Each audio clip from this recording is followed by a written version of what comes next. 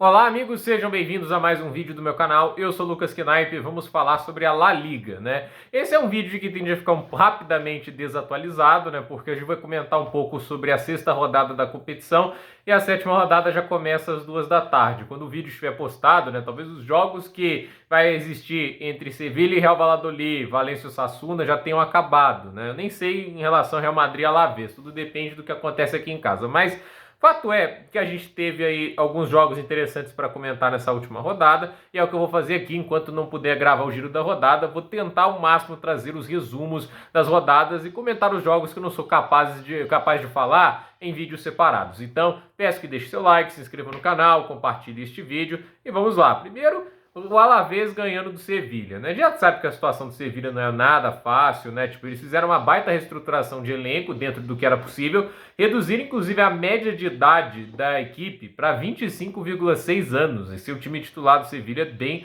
mais jovem do que a gente estava acostumado a ver. E assim, por exemplo, o Alavés é mais velho, mas é impossível você fazer uma estruturação assim, né? E o time ainda continuar com a força que tinha antes. Não que tivesse muito forte, mas o Sevilha de alguns anos atrás, mesmo mais idoso, né? Ele ainda era capaz de conseguir boas vitórias. E por isso que você sabe, tipo assim, a reestruturação não é um caminho fácil a se fazer, ainda mais quando os resultados ainda estão vindo, entende? É um tempo bem complicado, né, que o Sevilla tinha, e as restrições que existem no fair play financeiro da Espanha atrapalham ainda mais a situação, né? E só tem basicamente alguns veteranos no elenco, como é o caso do Saúl Ñíguez, mas de qualquer maneira o time está aí tentando se virar com o que tem em mãos e não é nada fácil a situação. Inclusive neste momento em 15º lugar, perdeu para o Alavés por 2-1, né? O Alavés jogou melhor, criou mais chances e conseguiu uma vitória por 2-1. Fez 2-0 na partida, né? Gols do Martim e do Vicente. O Luque Bacchio diminuiu para o Sevilha, mas já era tarde demais para conseguir esboçar essa reação. Real Valladolid e Real Sociedad empataram em 0-0, né? O Real Valladolid é o time do Ronaldo Fenômeno, não sei se ainda pertence a ele. É legal que eles mudaram o símbolo, né, para algo mais moderno e tudo, né? A torcida ficou revoltada e voltaram pro logo antigo, né? Uma bipolaridade impressionante, né? Agora, o Real Sociedad já viveu momentos melhores aí com o Emmanuel Garcia Barrenechea, porque é um time que está tendo que se adaptar a algumas peças que eles acabam perdendo, né? Não é a mesma coisa, né? E assim, atuação muito ruim do Oyarzabal, entrou no segundo tempo, teve chance de ganhar um jogo e não aproveitou. E assim, o melhor jogador da partida, obviamente, é o Martin Zubimendi, que é um jogador fantástico e pelo visto não quer sair da Real Sociedade. O Liverpool foi atrás dele e ele disse não, prefiro ficar na Real Sociedade, muito amor a um clube mesmo, mas a Real Sociedade já esteve melhor, principalmente comparando as últimas 2 temporadas, né? A gente também teve o Osasuna e Las Palmas, vitória de 2-1 do Osasuna. Bodemir fez de pênalti aos 39, Moleiro 2 minutos depois empatou. É uma frustração, né? Você tá lá batalhando para tentar conseguir o gol, consegue, aí abriu o placar e 2 minutos depois o jogo tá empatado de novo, né?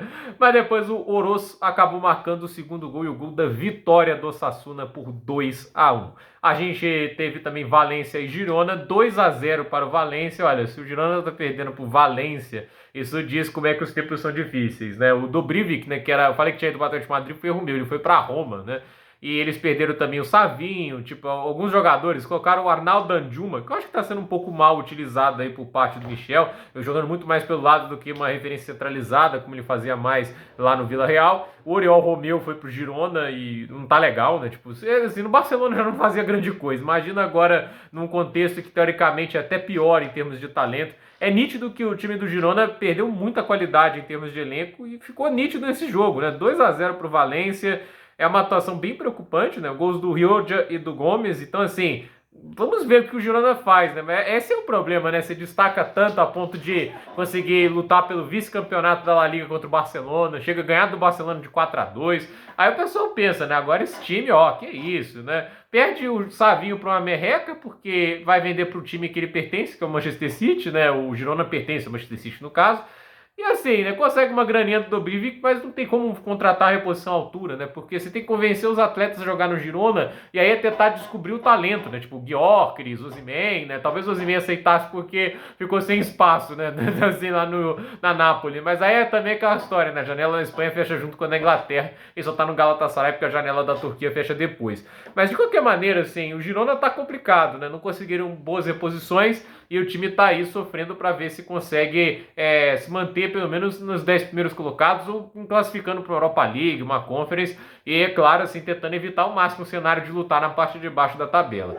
O Real Madrid ganhou de 4-1 do Espanhol. Real Madrid que até agora tá longe de ser aquele time encantador, né? Porque assim, tem o gol contra do Courtois, né? Aquela infelicidade toda. Aí depois a gente tem o Carvajal conseguindo gol de empate, o Rodrigo, que está jogando muito bem, conseguiu o segundo gol, Vinícius Júnior com assistência do Mbappé fez o terceiro, e de pênalti o Mbappé, bastante gols de pênalti para o Mbappé, ele virou o cobrador oficial de pênalti do Real Madrid, há de se dizer isso, né? Foi lá e fechou a goleada de 4-1, né? O segundo tempo do Real Madrid é excelente, o primeiro tempo até teve chances para abrir o placar, mas não é um time que está funcionando com a mesma harmonia da temporada passada. No contexto geral, está longe de ser uma das piores atuações, mas por outro lado, ainda está abaixo do que a gente estava vendo com mais frequência na temporada passada. No Real Madrid, que passava mais convicção nas atuações boas dele, né? E assim, 4-1, pelo menos consegue 3 pontos e se mantém ali na vice-liderança.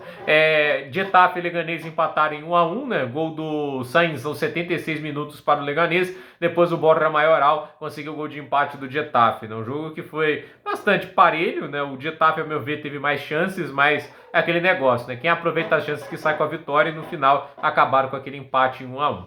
A gente também teve Atlético Bilbao e Celta de Vigo, vitória de 3-1 da equipe de Ernesto Valverde. Gorta Guruzeta marcou o primeiro gol, Iago Aspas de pênalti empatou, Guruzeta marcaria o segundo gol e o Diallo marcaria o gol que definiu a partida em 3-1 para o Atlético Bilbao, né? Um time que até agora tá lá aquelas maravilhas, né? Tipo, o time vem oscilando bastante. O Nico Williams, pelo visto, não jogou, né? Estava machucado, né? Era dúvida para a partida, e isso obviamente faz muita falta, né? E assim, é um time que está um pouquinho abaixo do que eu achei na temporada passada, mas vai conseguindo aí os seus pontos, né? No final tá em terceiro lugar, mesmo com um jogo a mais. 4 vitórias, um empate e 2 derrotas, está longe de ser o fim do mundo para o time do Atlético Bilbao. A gente teve também Barcelona e Vila Real, vitória de 5-1 por parte do Barcelona. O Lewandowski tem perdido alguns gols nessa temporada, mas ele vem fazendo uma temporada bem melhor do que com Xavi, claramente se beneficiando mais da fórmula de jogar Hansi Flick, que obviamente extrai muito mais desse ataque do que estava com Xavi.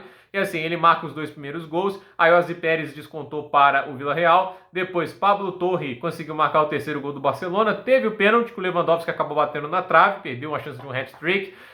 O Rafinha marcou o 4º gol e marcaria o 5º também, com destaque ao Yamal com 2 assistências, Pablo Torre deu uma assistência para o gol do Lewandowski, o Paul Victor também conseguiu assistência. Então assim, é impressionante, né? O Barcelona 5-1, uma vitória inclusive perdendo pênalti, né? 8 grandes chances criadas, 17 finalizações, olha que o goleiro do Vila Real fez 4 defesas, então 9 chutes na direção do gol. O time tá jogando muito bem e o trabalho aí do Hansi Flick é muito bom. Defensivamente nesse jogo até foi mais exposto, mas aquele negócio, a conta bateu muito bem, né? 5-1, uma vitória fantástica aí para o Barcelona, que continua 100%. A gente também teve Rayo Vallecano e Atlético de Madrid. Primeiro tempo só deu Rayo Vallecano, inclusive o Izzy Pazalon marcou o gol, né, que dava vitória para o Rayo Vallecano. E o Conor Gallagher, olha ele aí, gente, né? Conseguiu o gol de empate do Atlético de Madrid. Um jogo horrível do Atlético de Madrid, né? Ao meu ver, o Rayo Vallecano foi muito melhor. E assim, é um Atlético de Madrid que ainda não perdeu, né? 3 vitórias e 3 empates, mas também tá longe de ser aquela coisa muito convincente. Podemos elogiar que defensivamente eles até têm ido bem nessa temporada, mas